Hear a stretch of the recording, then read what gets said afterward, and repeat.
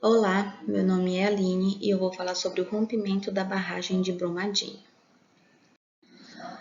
O caso ele aconteceu no dia 25 de janeiro de 2019, onde a barragem de minério da Vale, localizada no Ribeirão Ferro-Carvão, conhecido como Córrego do Feijão, afluente do rio Paraopeba, se rompeu, ocasionando um dos maiores desastres socioambientais da história do Brasil. Milhares de animais domésticos e silvestres foram vítimas desse rompimento, bem como a fauna e a flora aquáticas. Além disso, 272 pessoas também foram vítimas, maioria delas trabalhadores que atuavam na área da empresa. E até hoje, 6 pessoas ainda se encontram desaparecidas. O rompimento, ele despejou 12 milhões de metros cúbicos de rejeitos de mineração na bacia do rio Paraopeba. Essa lama ela percorreu mais de 300 quilômetros, afetando mais de 18 municípios e atingindo quase 1 milhão de pessoas. Centenas de famílias tiveram vítimas fatais, inclusive famílias inteiras foram mortas, nesse acidente. E mais de 600 mil pessoas tiveram abastecimento de água comprometido em 8 municípios que dependem do rio Paraopeba, inclusive a capital, Belo Horizonte. Esse acidente ele foi classificado como nível 4, de muito grande porte, onde a situação de normalidade só é restabelecida havendo a mobilização e ação dos 3 níveis do SINDEC, e em alguns casos de ajuda externa. Ele foi um desastre súbito, ele aconteceu muito violentamente e se deu também, de forma mista, onde ocorreu por causa de omissões e ações humanas, junto com desequilíbrios da natureza.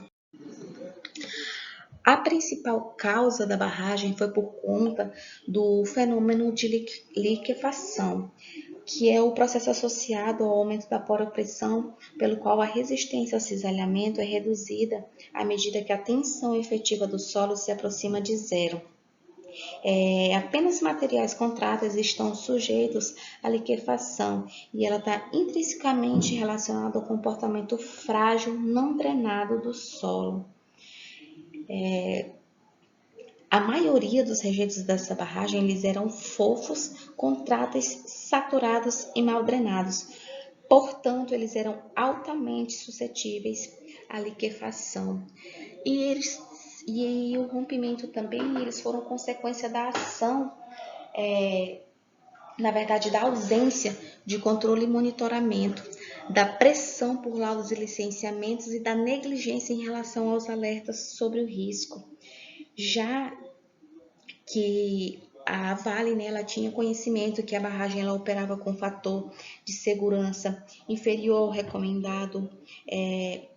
Ela emitiu 2 declarações de condição de estabilidade pela empresa em 2018, onde o fator de segurança era baixíssimo e indicava a possibilidade de ocorrer liquefação, a subnotificação ANM pela Vale também, pelo episódio do fraturamento hidráulico com extravasamento de lama e água pressurizada também em 2018, a não implementação de outro método de rebaixamento do alto nível freático da barragem, a desconsideração das informações fornecidas pelos piezômetros automatizados e pelo radar interferométrico e também a realização de detonações, na mina do Córrego do Feijão, que foi um dos fatores que também contribuiu para o rompimento dessa barragem. O rompimento ele causou muitos impactos, tanto ao meio físico, quanto ao meio biológico, quanto ao meio socioeconômico. E dentre esses impactos sobre o meio físico estava a degradação da qualidade da água, o assoreamento dos cursos de água, a alteração das vazões dos rios e a degradação da paisagem. O rompimento, ele levou centenas de milhares, de metros cúbicos de lama com detritos, minerais, para o córrego dos rios e para outros lugares, que acabou tornando a condição, né, da água imprópria tanto para o consumo quanto para o uso. Também tivemos o impacto sobre o meio biológico, destruição das áreas de reprodução de peixes e áreas de berçários, alteração de processos ecológicos, redução de populações bióticas, redução da área coberta por vegetação nativa nas margens dos rios, redução da biodiversidade, com possível extinção de espécies. Foi destruído também muitas lavouras, né, plantações, destruídas muitas áreas de preservação, parques, além dos rios, né, que a lama inundou, né, e destruiu tudo. Além disso, nós também temos o impacto sobre o meio socioeconômico, o comprometimento do estoque pesqueiro, a impossibilidade do uso da água dos rios para abastecimento tanto rural quanto urbano, a perda de vidas humanas, a redução da disponibilidade de emprego, que consequentemente leva à redução da renda, o aumento da incidência de doenças, já que, né, a lama ela tem muitos detritos ali, minerais, e que causa, né, problemas à nossa saúde. E além dos prejuízos, né, para a economia local.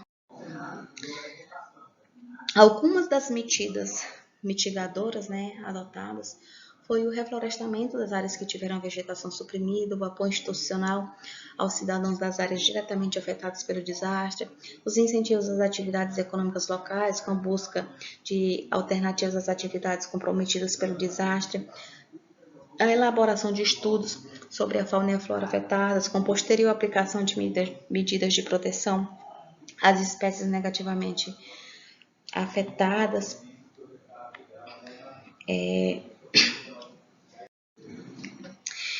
E aqui a gente tem, né, como prevenir esses acidentes futuros, ou seja, que façam a construção de barragens de rejeitos com as tecnologias que gerem menor risco de rompimento, a escolha da localização geográfica mais segura, a execução dos estudos que permitam conhecer adequadamente as características do local onde a barragem será construída e a presença, né, de outra barragem, uma cota abaixo da barragem de rejeitos, treinamento da população da área que pode sofrer os impactos do rompimento, já que nesse rompimento os alarmes sonoros, né, eles não funcionaram corretamente.